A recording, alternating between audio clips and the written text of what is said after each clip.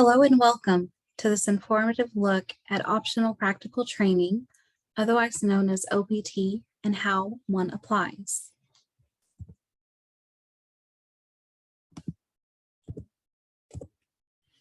There are three different types of OPT. There is pre-completion OPT, post-completion OPT, and the STEM extension OPT. The first type of OPT is pre-completion OPT. In order to apply for pre-completion OPT, an F1 visa holder student must have been enrolled full-time for at least an academic year. Students must be registered in full-time hours and maintaining their legal status. If approved for pre-completion OPT, a student can work for up to 20 hours a week when school is in session. This is also called part-time. A student can work up to 40 hours a week during official school breaks, summer, and interim times if a student is not enrolled in classes. Up to 40 hours a week is considered full-time working hours. Any change of employment from part-time to full-time or vice versa needs to be approved by USCIS, and reapplication would be required. Students need to make sure that they secure employment in a job directly related to the field of study. Students may start working only after receiving an EAD card. An EAD card, or Employment Authorization Card, is issued by USCIS to the personal address listed on an I-765 form. Start date of employment should be on or after the start date on the EAD card. The end date of employment should not exceed the end date reflected on the EAD card. Students may work on campus and do pre-completion OPT as long as the total number of hours do not exceed 20 hours. The number of days a student has doing pre-completion OPT counts against the full year or 365 days of full-time eligibility to do post-completion OPT. Some of the advantages of doing pre-completion OPT include not worrying about the number of unemployment days if a student is not working when they have authorization. Students can also change program end date as they're defining their thesis and finishing programs. And students are allowed to work full-time. However, there are also some disadvantages. If one opts to do pre-completion OPT, students are not eligible for the 24-month STEM extension, even if they have a STEM degree. Students are also not eligible for the CAP gap extension. What this would be if you had an employer who filed the H-1B for you, but you would not be finding out until the fall if you received the H-1B, and there's a gap of time from when your OPT ended to the time in the fall. If you do pre-completion OPT, you are not able to preserve your F1 status while you are waiting to find out if you received the H-1B. Also, when a student completes thesis or dissertation, you're going to have to apply again for your post-completion OPT.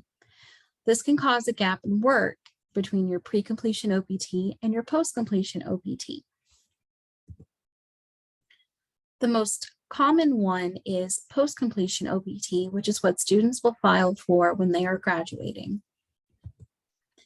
In order to qualify to do post-completion OPT, an F1 student has to have been enrolled in a bachelor's, master's, or doctoral program for at least one academic year. ESL students are not eligible to apply for OPT as ESL programs are not academic programs.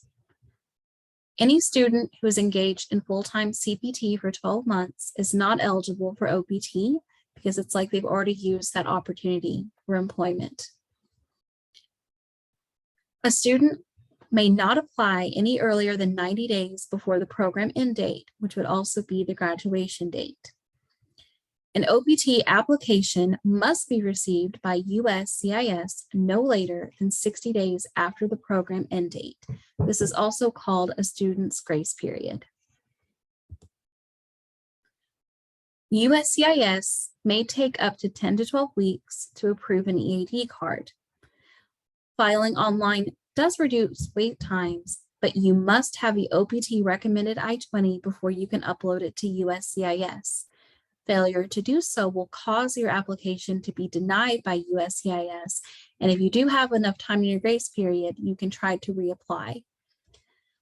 Also, a student is considered finished by regulation when they have completed all of the coursework in their program. This does exclude any thesis, dissertation, or equivalent exam. Students on OPT cannot exceed 90 days of unemployment. Students switching jobs are allowed 10 days of unemployment. That does not count towards accruing unemployment, however. When a student finds a job, the student must report to the immigration advisor at a state the employer's name, address, and other relevant information and ask for an updated I-20. Student must inform the immigration advisor of any change of employment within 10 days of the change.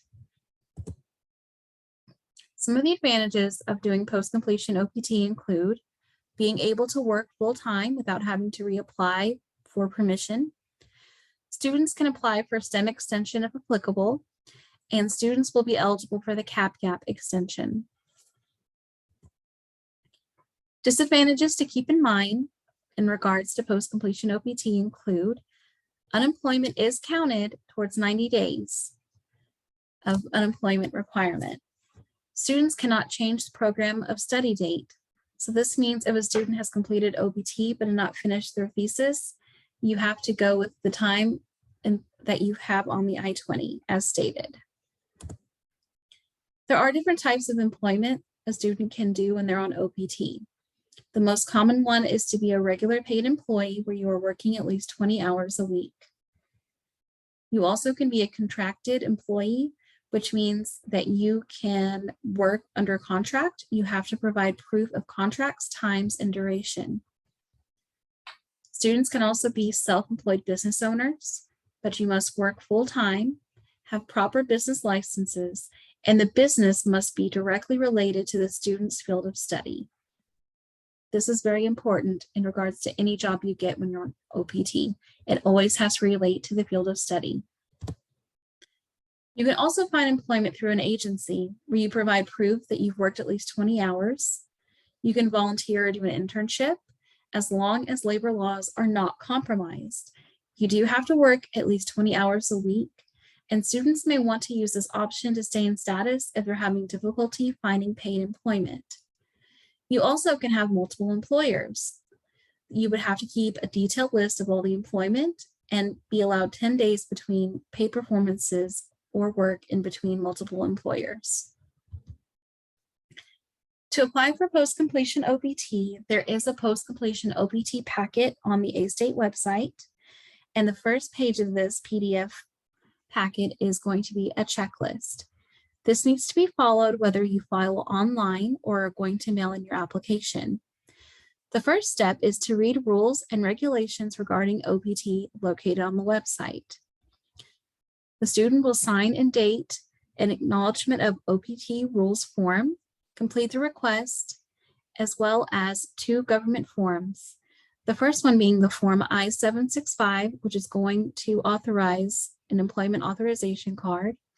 And if you're going to mail in your application, you have to do a form G1145, which is a release of privacy form.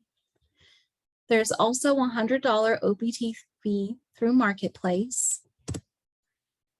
Also, you have to obtain 2 passport style photos and write your name on the back with pencil. These photos must be 2 by 2 in size on a white background, and it can be taken at any photo lab at any store with one. So this is most commonly going to be a drugstore, Walmart, anywhere that can take passport photos.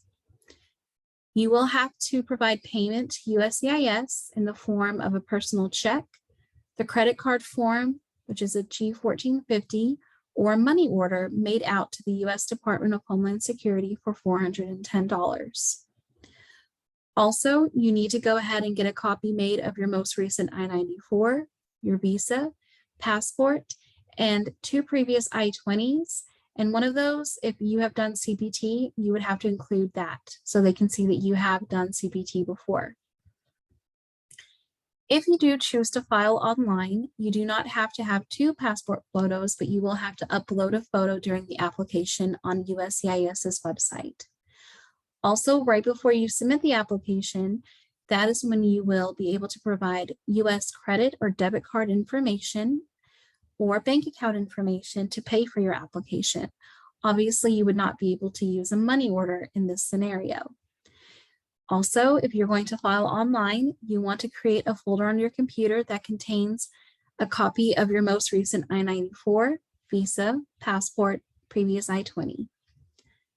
Regardless of your method of filing online or mailing it in, you must get your I-20 with OPT recommendation. You will sign the first page and make a copy of it that you will then either upload or send to USCIS. You do not send originals of any documents to them, for they will not give you anything back. If you decide to mail in your application, you will be mailing all supporting documents to USCIS. They will be going to the Chicago lockbox. Below are the 2 addresses that you would send it to. The top one is for the USPS, which is the Postal Service. The bottom one is if you decide to use a courier service, such as FedEx, UPS, or DHL.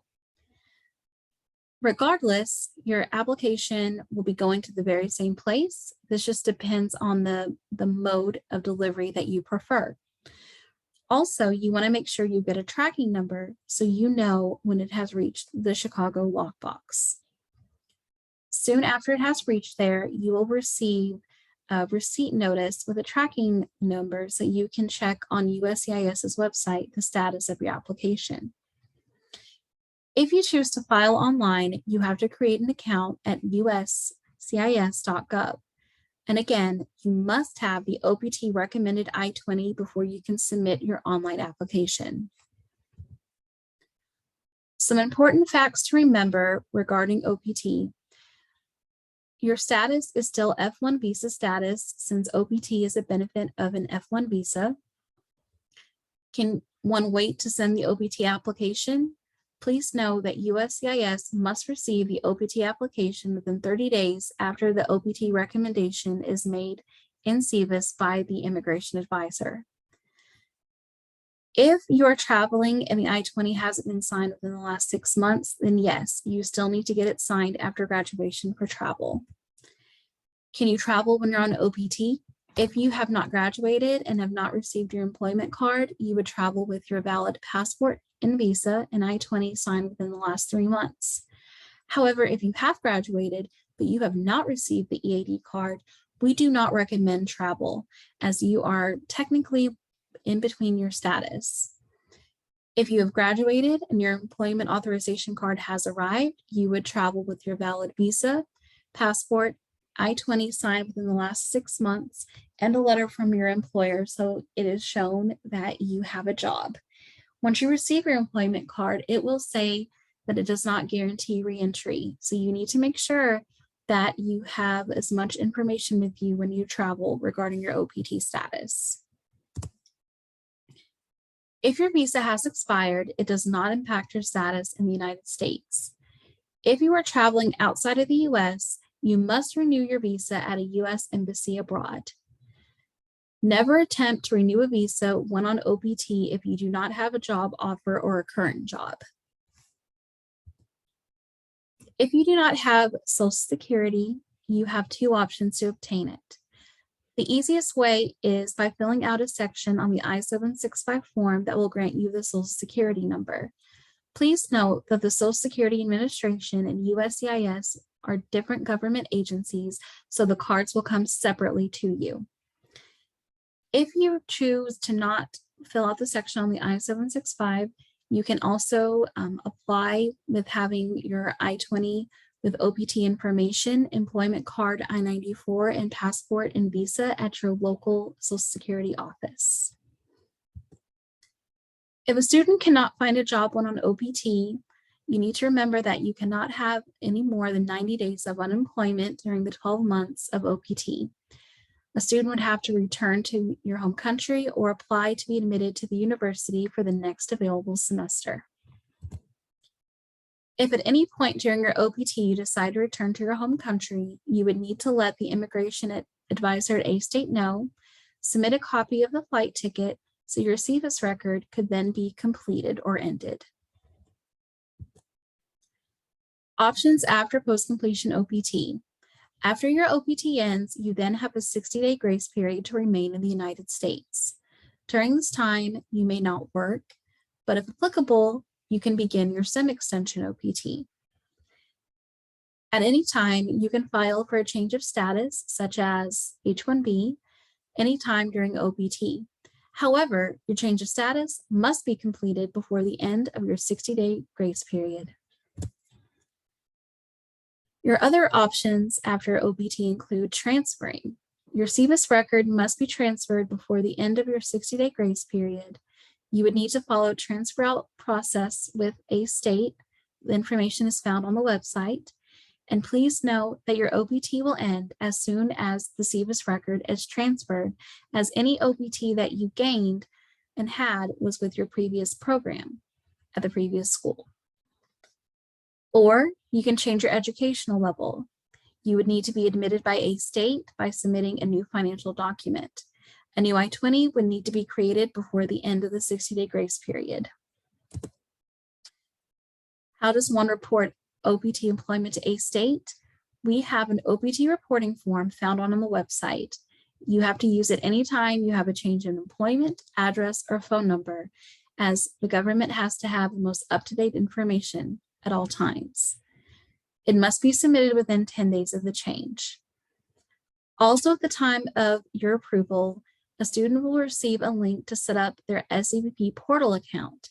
This is optional, and you must still report all employment and personal changes using the OPT reporting form from the website, so a new and updated Form I-20 can be generated for the immigration advisor to give you.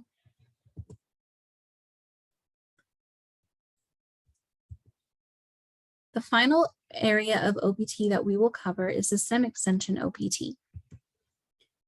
The student's major must be listed as STEM qualified and on the ICE website. This list has been updated and last was updated back in 2020. In order to do this, students must have a job offer to apply for the STEM extension. The employer themselves have to be enrolled in the federal E-Verify program. The student and the employer will fill out the Form I-983 training plan and submit it to the immigration advisor to create the new STEM OPT I-20. Very importantly, the application must be received by USCIS before the end date on the post-completion OPT. So within 90 days of your post-completion OPT is when you can apply for STEM. It is not advisable to wait until the very end of your OPT. You need to try to do so within 90 days of it ending.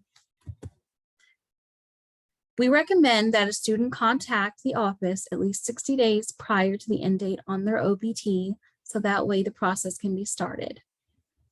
One good thing, though, is a student can continue working up to 180 days after the OPT end date if their STEM application is still pending. However, with a pending OPT application, a student may not travel outside of the US or apply for a driver's license as they're in between their approvals. Just like with post-completion OPT, a student must report any changes in employer's information or address information within 10 days of the event. They must submit an updated Form I-983 training plan if necessary. STEM extension reporting must be done every 6 months, and we must receive this at least 10 days prior to the 6-month reporting date. When on 24 months of STEM extension OPT, a student cannot have an aggregate of 150 days of unemployment. Please note, because this is an extended period of time being granted, if something doesn't seem right, USCIS may visit the worksite to verify whether you are meeting the STEM program requirements. Also, Please check the KIP code of your major form found on the front page of the I-20 to ensure it is a STEM major. STEM majors are located on the ICE.gov website and have been updated for 2020. Thank you for your attention and getting information regarding OPT. If there are any other questions, please contact the Immigration Advisor at A-State for more information.